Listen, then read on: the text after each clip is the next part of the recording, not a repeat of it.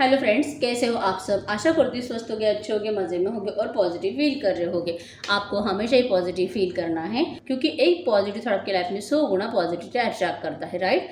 और आज के इस रीडिंग में हम देखेंगे आप दोनों की इस वक्त की फीलिंग्स एक दूसरे के लिए, क्या कुछ सोच रहे हो, क्या कुछ फील कर रहे हो। आपको एकदम हैप्पी और पॉजिटिव माइंडसेट के साथ रीडिंग को देखना है। थीटा पे ध्यान नहीं देना है, जेंडर स्पेसिफिक नहीं होता है और कलेक्टिव की एनर्जीज होती है, तो हर एक बात आपके साथ रेजोनेट नहीं कर सकती। जो रेजोनेट होता है उसे रखे, जो नहीं होता उसे इग्नोर कर दीजिए। अगर आप बहुत सालों से, महीनों से इंतजार कर रहे हो आपके पार्टनर के एक्शन का, एक्शन नहीं आ रहा है, तो डेफिनेटली इस वक्त आपको पर्सनल रीडिंग की ज़रूरत है। अगर आपको मुझसे पर्सनल रीडिंग करानी है, स्क्रीन पे दिए गए नंबर पे आप मुझे व्हाट्सएप पे मैसेज कर सकते हैं। वहाँ पे आपको डिटेल्स मिल जाएगी कौन कैसे बुक करनी है। और यस, पर्सनल रीडिंग फ्री नहीं होती है, चार्जेबल होती है, ठीक है। तो देखते क्या निकल के आता है। आप दोनों की इस वक्त की फीलिंग्स एक दूसरे के लिए एकदम हैप्पी रहे। आपके पार्टनर का फेस इमेजिन करें, उनका नाम 3 टाइम दोहराएं और आपके इस रिलेशनशिप की अच्छी अच्छी बातें सोचें। और जब आप कैंडल पे फोकस करते हो तो रीडिंग देखते टाइम आपको आपके पार्टनर का फेस, स्माइली फेस इमेजिन करना होता है, ठीक है, जिससे कि रीडिंग अच्छी और पॉजिटिव आने में आपको हेल्प होती है। फोकस करें कैंडल पे, गाइड करिए यूनिवर्स। मेरे जो भी व्यूवर्स इस वक्त इस रीडिंग को देख रहे हैं, हमें इनकी और इनके पार्टनर की इस वक्त की फीलिंग्स बताएं। ये एक दूसरे के लिए क्या कुछ सोच रहे हैं, क्या कुछ फील कर रहे हैं, गाइड करें, ट्रू मैसेजेस दे। एकदम हैप्पी रहोगे।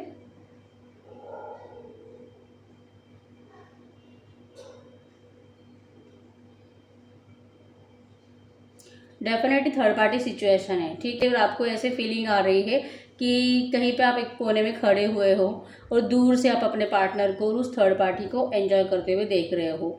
आपका दिल बहुत ज़्यादा तकलीफ महसूस कर रहा है इन सब बातों का। आपको ये बिल्कुल भी अच्छा नहीं लग रहा है कि आपके पार्टनर जो इस थर्ड पार्टी के साथ इतना हैप्पी रहते हैं, और जो कि आपको एक अलग टाइप से जेलसी होती है। जेलसी इस बात की नहीं कि आपके पार्टनर जैसे कि थर्ड पार्टी के साथ हैप्पी है, एंजॉय कर रहे हैं। जेलसी इस बात की कि जो हक आपका है वो हक किसी और को मिल रहा है, जो उसको डिज़र्व भी नहीं करता, वो वहाँ पर एंजॉय कर रहा है आपके पार्टनर के साथ। ऐसा कुछ आपने देखा है। चांसेस बनते कि आपका बहुत दिल कर रहा था आपके पार्टनर को कल मैसेज करने का, शायद आपने नहीं किया है। अभी भी आपका दिल कर रहा है उनसे बात करने का, लेकिन जो कि आप एक्शन नहीं लेना चाहते हो। आपके पार्टनर जैसे कि आपके पार्टनर के अंदर एक अलग सा मतलब ईगो तो कूट कूट के भरा है, ठीक है। तो उस ईगो से आप बहुत ज़्यादा परेशान हो चुके हो। आपको ये अच्छे से पता है कि गलती इनकी होने के बावजूद भी ये कभी भी गलती मानते नहीं हैं। भले आपने इनको बताया हो, एक्सप्लेन भी किया हो, प्रूफ भी दिया हो कि ये यहाँ पे तू गलत है और यहाँ पे जो कि तुझे मुझसे माफ़ी मांगनी चाहिए। आपने इनको अच्छे से समझाया, इनकी गलती आपने उनको एहसास कराने की कोशिश भी की, लेकिन जो कि शायद इन्होंने कभी अपनी गलती को नहीं माना है और ना ही ये कभी मानेंगे, क्योंकि ये ऐसे टाइप के पर्सन है ही नहीं कि जो अपनी गलती होती है, मुझे पता है कि हाँ यहाँ पे मैं मतलब फॉल्ट है मेरा, और जो कि अगर मैं सामने वाले को सॉरी बोलूँ तो जो कि रिश्ता मेरा अच्छा हो सकता है।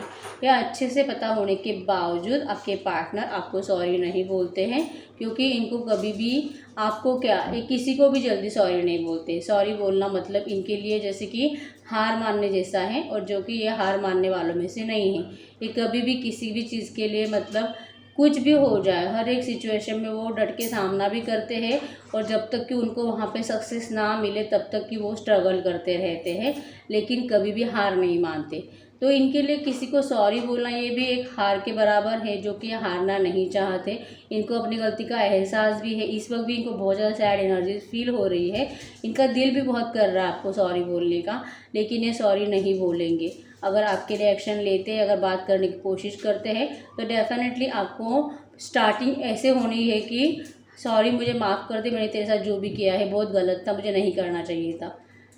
तूने मुझसे बहुत प्यार किया, अनकंडीशनल लव दिया, कभी मुझसे कुछ नहीं चाहा, सिर्फ और सिर्फ प्यार की उम्मीद रखी। और जैसे कि मेरी इतनी केयर की, मेरे लिए हर वक्त अवेलेबल रही।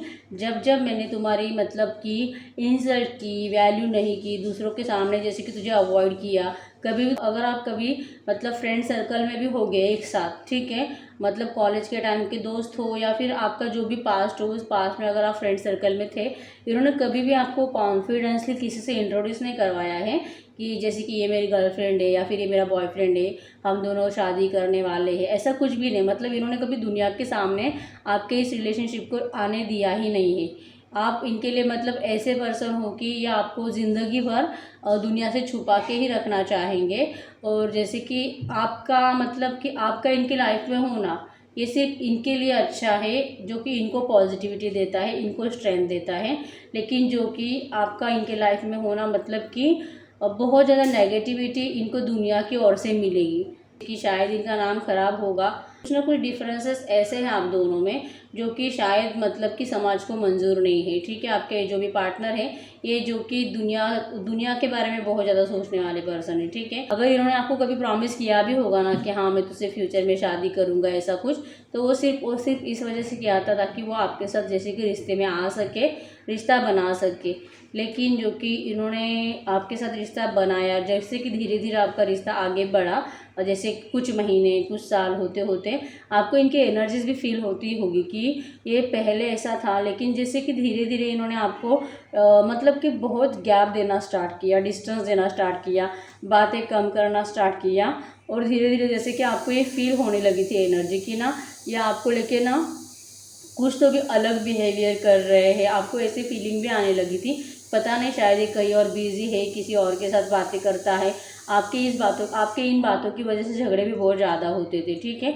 उसके बाद जो कि आपकी इस पार्टनर ने बहुत ज़्यादा इन एंड आउट करना स्टार्ट किया, झगड़े करना, बहुत दिनों तक ब्लॉक करके रखना, जब तक कि आपकी तरफ से एफर्ट्स नहीं जाए, बात नहीं करना, और जैसे कि बार बार आप ही को डोमिनेट करना, आप ही को दिखाना कि आप किस तरह से गलत हो, जहाँ की गलत ये भी होते थे। लेकिन ये इतने शार्प माइंडेड है और जैसे कि माइंड से आपके इतना खेलते हैं कि इनको आपकी ही बातों में घुमाना अच्छे से आता है।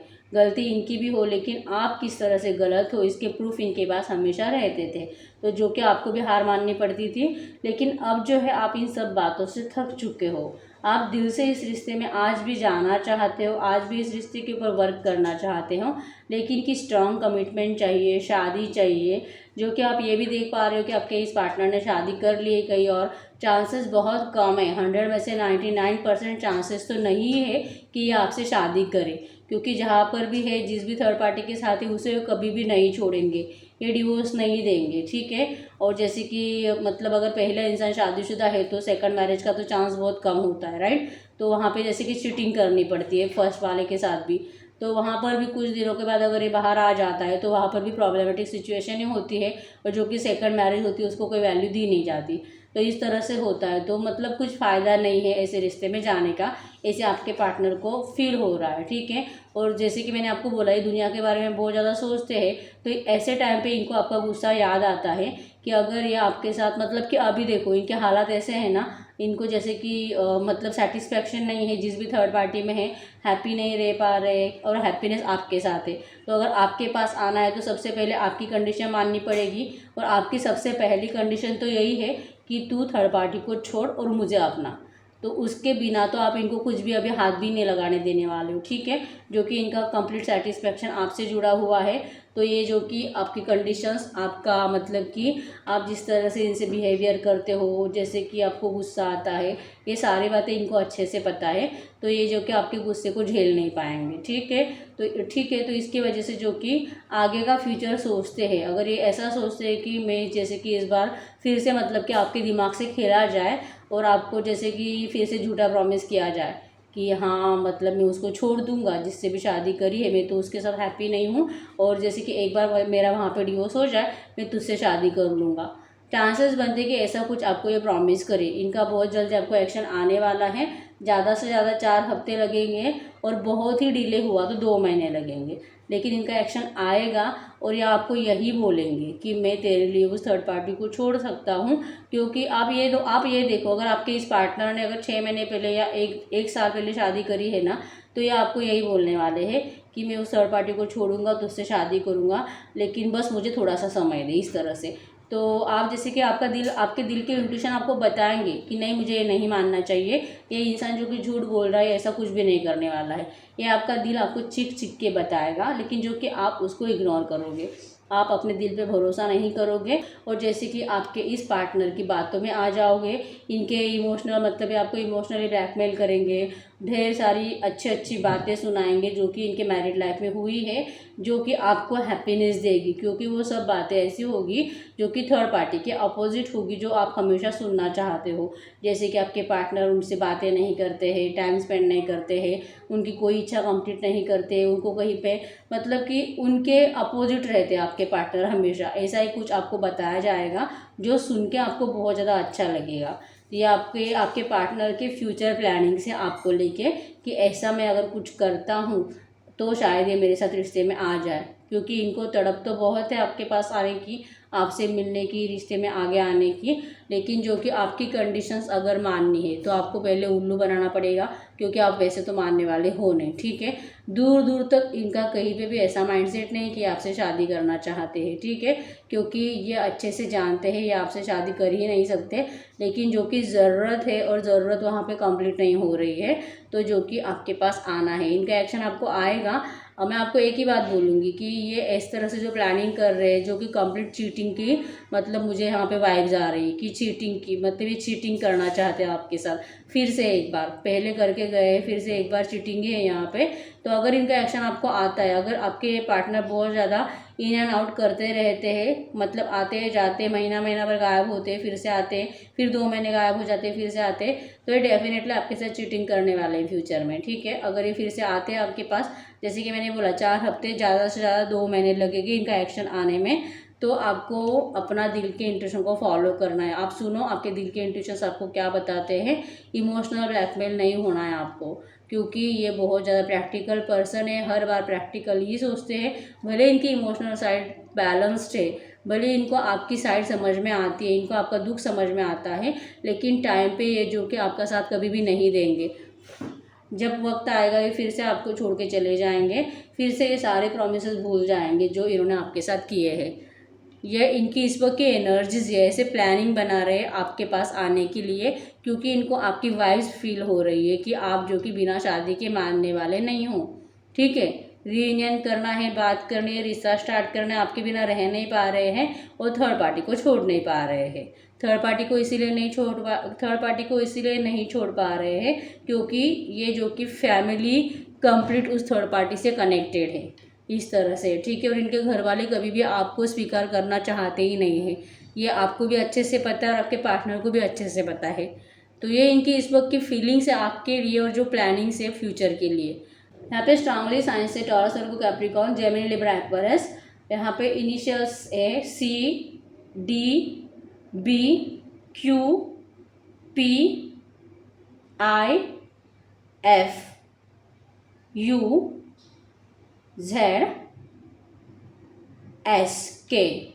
नंबर है यहाँ पे 837961। 10, 20, 30 आपके पार्टनर के बर्थ डेट्स हो सकते हैं। और यस, इतने ही साइंस और इनिशियल्स हैं आपके पार्टनर के साइंस से हो सकते हैं। अगर रीडिंग रेजोनेट हुई है, जितने भी परसेंट रीडिंग रेजोनेट हुई मुझे कमेंट बॉक्स में बता दीजिए। अगर आपको पर्सनल रीडिंग करानी है, स्क्रीन पे दिए गए नंबर पर व्हाट्सएप पे मैसेज कर दीजिए, वहाँ पे आपको डिटेल्स मिल जाएगी कॉल कैसे बुक करनी है। और यस, अगर आपने मेरे चैनल को अभी तक सब्सक्राइब नहीं किया है, चैनल को सब्सक्राइब करना ना भूलें, वीडियो को लाइक ज़रूर करें। आपका लाइक मुझे बताता है कि मेरे रीडिंग्स जो है आपके साथ रेजोनेट हो रहे हैं, ठीक है। लाइक्स करने का मतलब ये नहीं होता है कि जो बुरी एनर्जीज आपको अच्छी लगी है, ऐसा नहीं होता है।